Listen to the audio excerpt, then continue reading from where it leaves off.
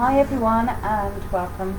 This evening I'm going to be talking about crystals and very quickly about how to work with crystals and different ways.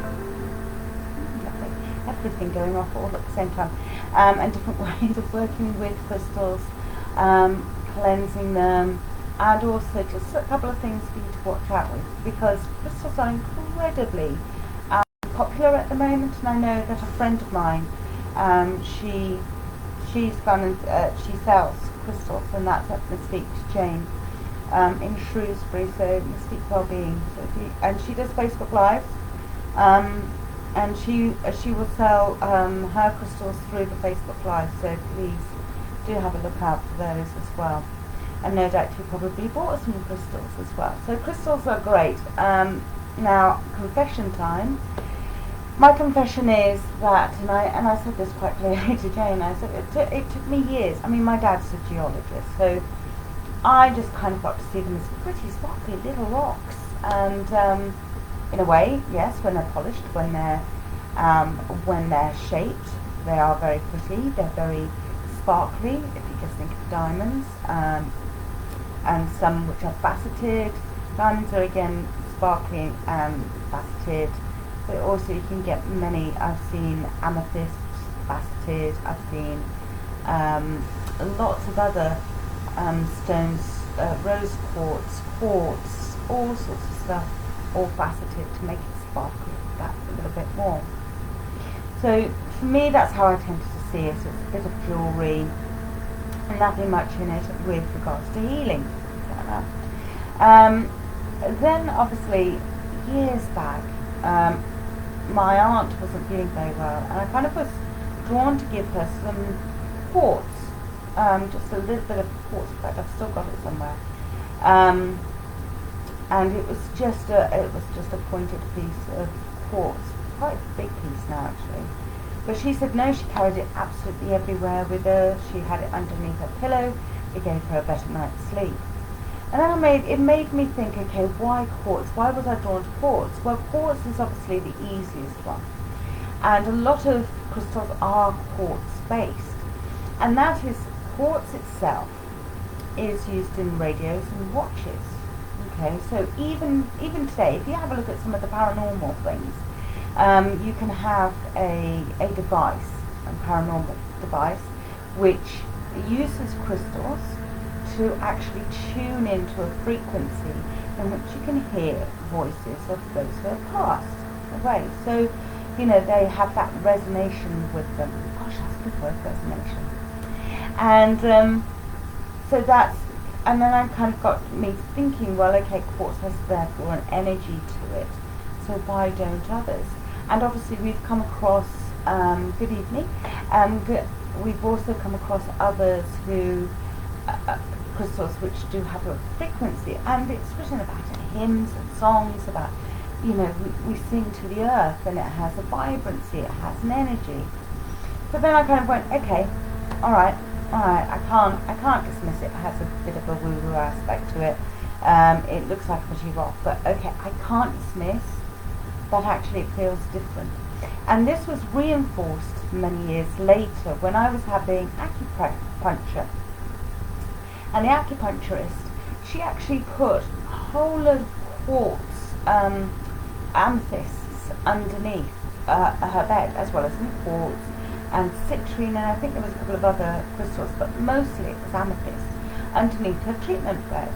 And then that's, for me, it worked. It worked. Whatever, I could feel the difference, because I then went to another acupuncturist, and it wasn't a case it was another acupuncturist and it didn't get on or whatever.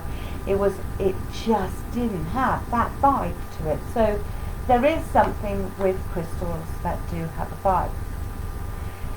I also wanted to kind of go through just with regards to seeing about about how to talk to crystals, because to be honest, I don't really use them all that much. I actually I have them around because I feel as though they do give off an energy. if you would ask me personally, what does this one do, what does this one do, what does this one do, I would look at it and I'd probably give you a different reasoning to actually what it is. I don't know, I'm really bad. My dad would probably turn in his grave with me not knowing a lot of crystals, and not knowing what they are, as in their names, like moss stone, agates, blue lace agate, that's beautiful, blue lace agate, garnet being one of my loveliest crystals. So how do you go about choosing a crystal? Which is the best way for you to choose a crystal? Let me just bear with me one moment, because my screen is going to go very, very big. Okay, it's not going to let me do that. So hopefully, if you have got any questions for me or anything like that, please let me know. I'm quite happy to answer any questions. Okay, so again, going back to okay, lots of things happening on my computer. So again, how do you choose a crystal? Well, I was asking somebody about that today, and they went and said basically it's what resonates with you, and it's going to change. And that was how I always thought how you chose crystal. It's what resonates with you. Okay, couple of words of advice here, and this is something that I have been aware of, but something that's becoming even more prevalent as crystals are becoming even more and more popular and in demand.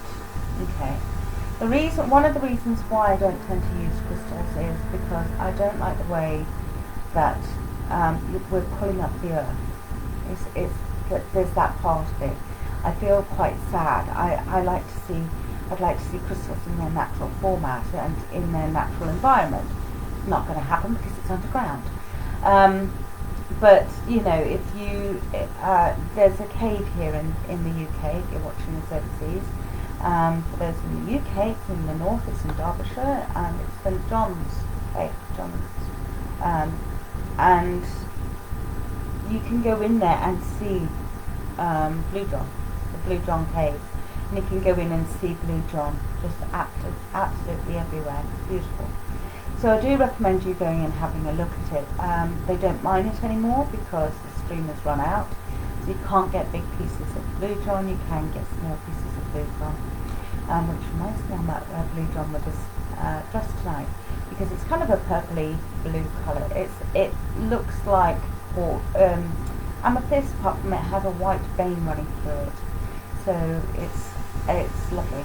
It is a lovely stone, but it is actually just found in this one cave in the UK, so it's incredibly rare.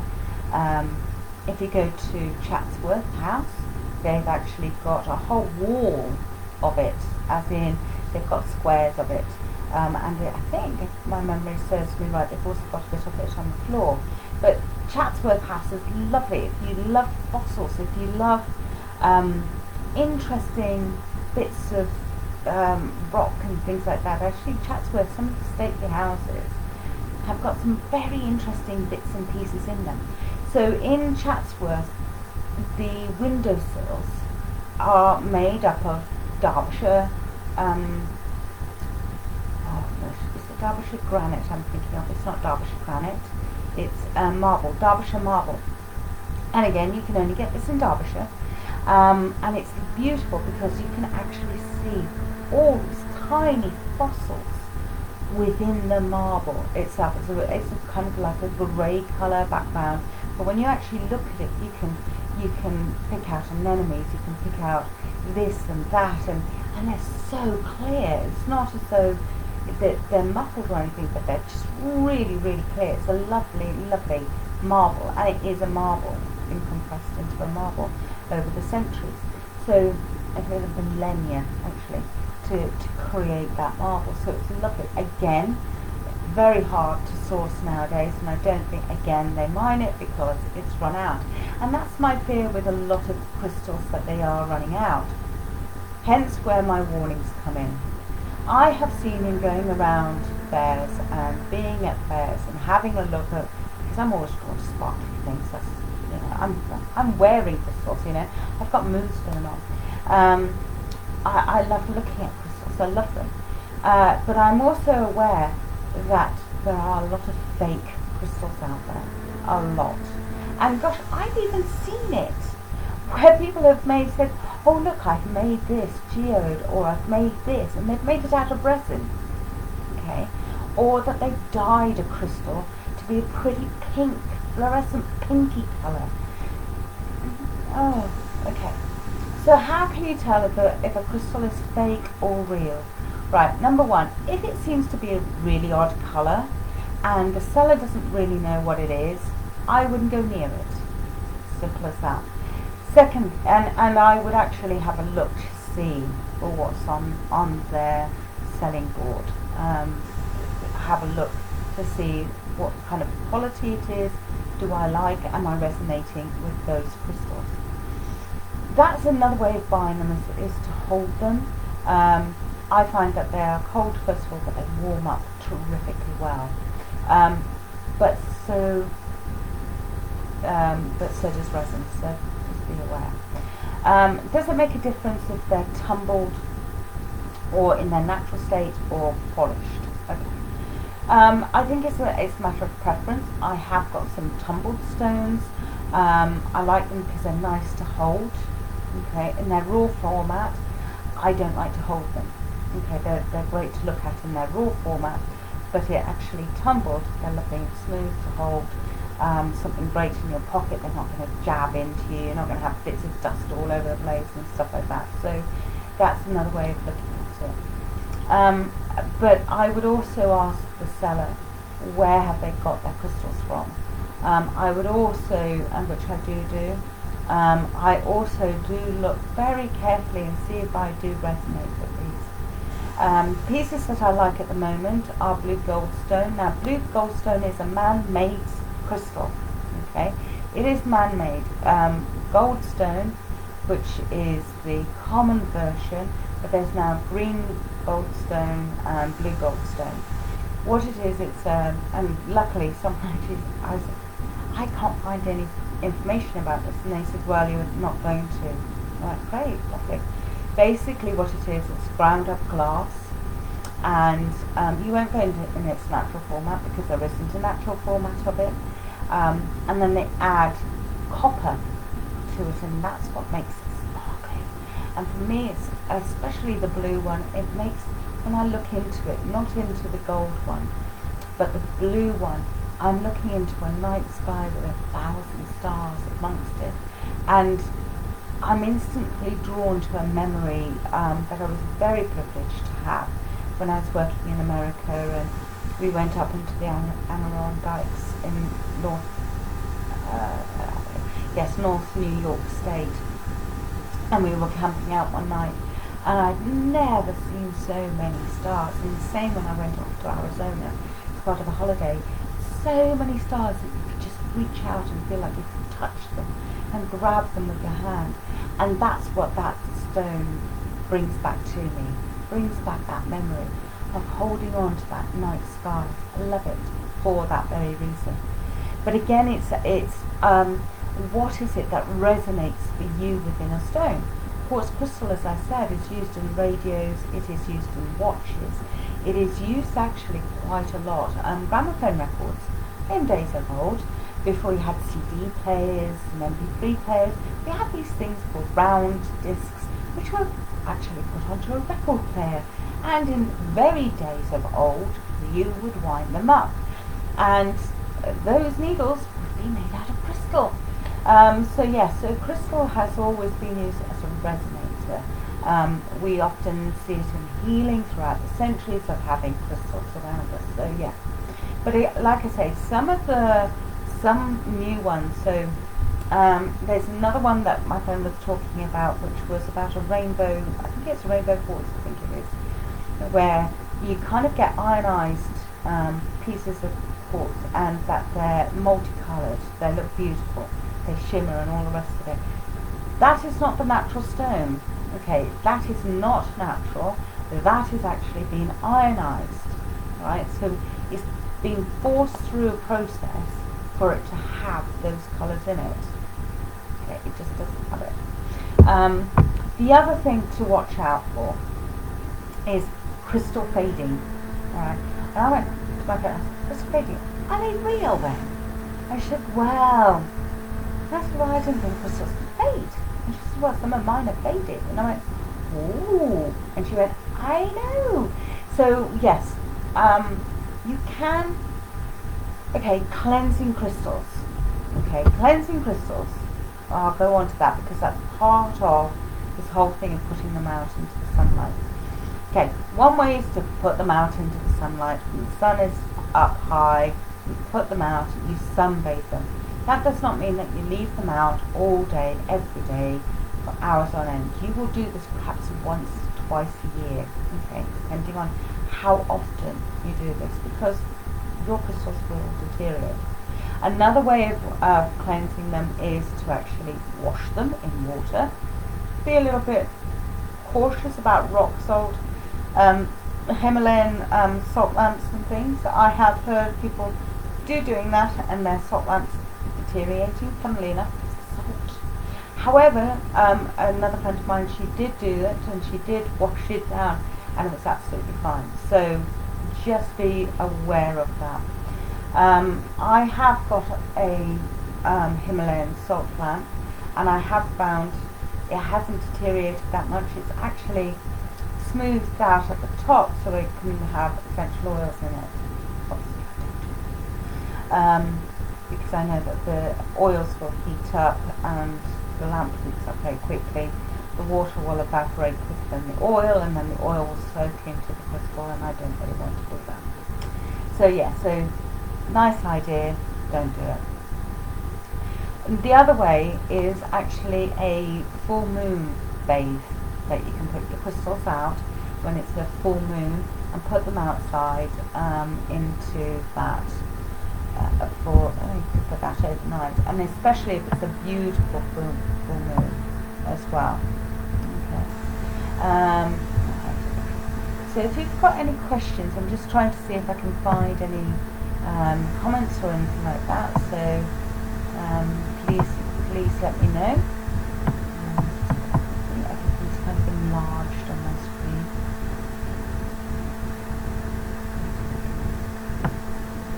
Smaller, but no, it's not going to do that for me.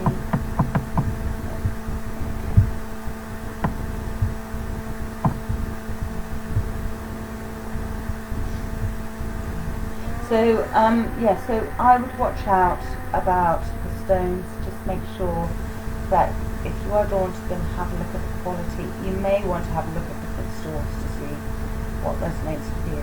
The other thing that I have seen, which I did question today, actually was crystals within resin.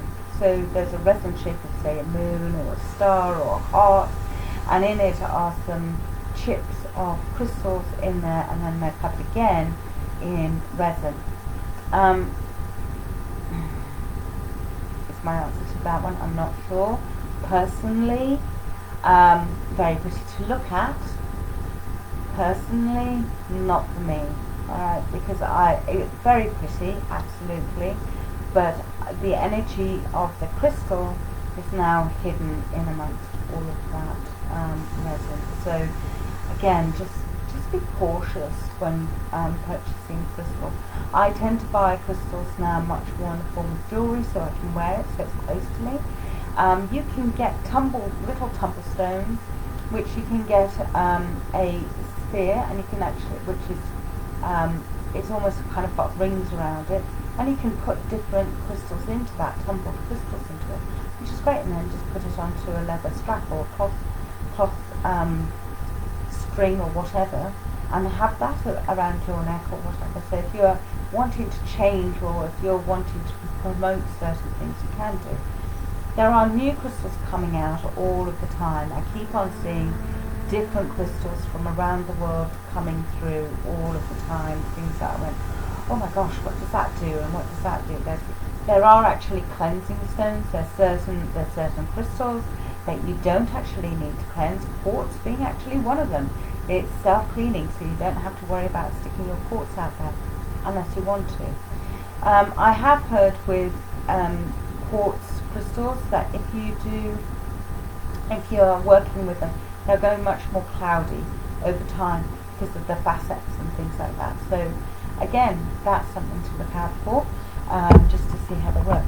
Now, like I said before, I am not a great crystal user, and so therefore I do go to a book called the Crystal Bible.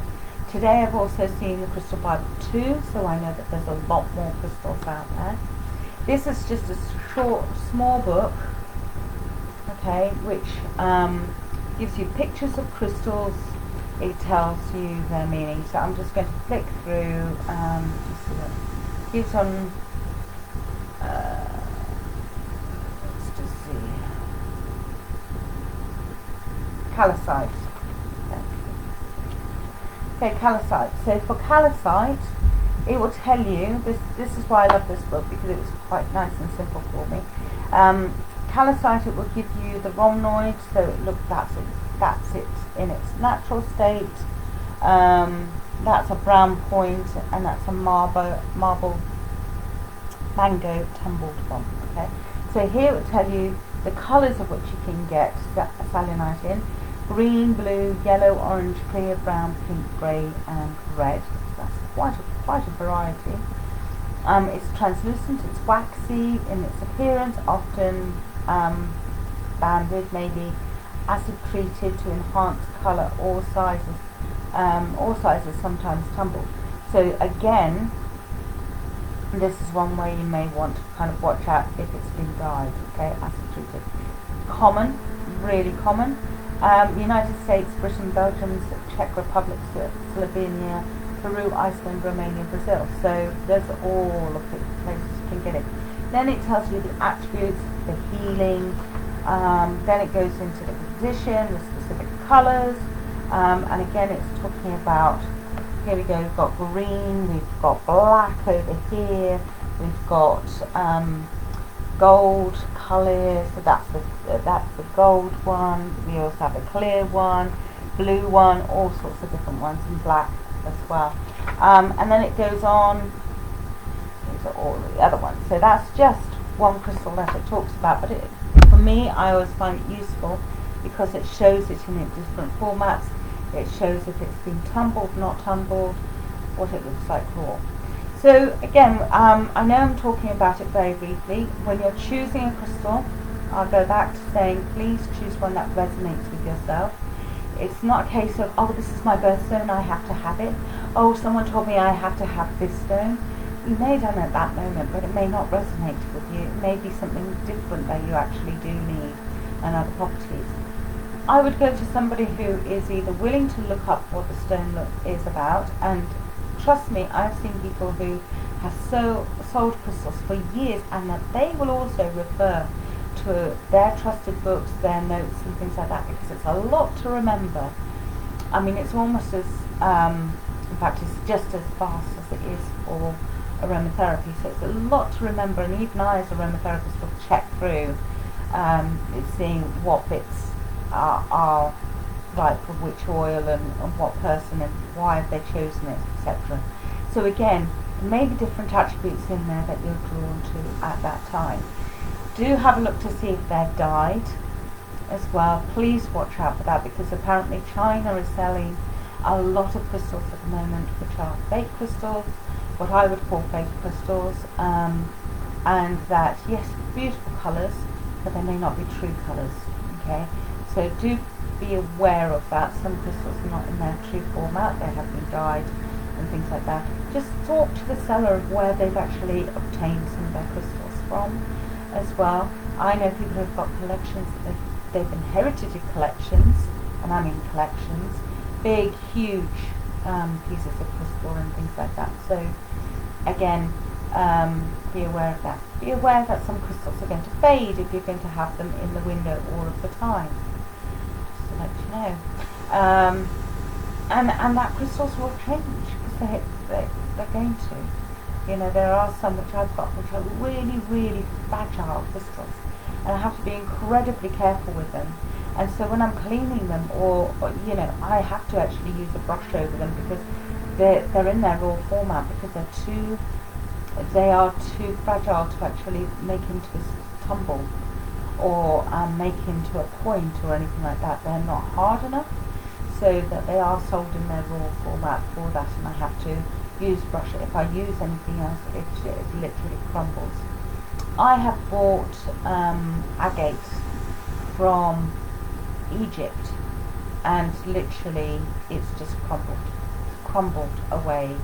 It was incredibly fragile. It was a beautiful bowl that I picked, and it was very clear all the way through.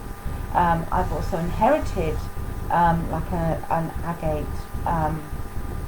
I think they call it cotton wool ball thing, you put cotton wool balls into, or a sweet thing. And anyway, that's made up, I think that's actually rose quartz, and again I can see all the way through it. So again, you never know, you may have some crystal around in your house already, and have a look. In the Byzantine centuries, and we are talking way back, and we are talking when Persia was Persia and not Turkey as well, I came across this program where they actually found out that from a solid piece of quartz crystal, a jug was made, or a vase was made, beautiful, one piece, and that they would actually drill into it and carve into this crystal to make a crystal vase or a crystal bottle. Beautiful, absolutely beautiful. And somebody tried to do it in today's world. They said, oh my God, you just cannot get the crystals qualities anymore. God knows where they got their crystals from, but I mean, the crystals that I could get, which was the best quality, just weren't working. They would crack, they would break, and all the rest of it. So the qualities of crystals out there are so variable.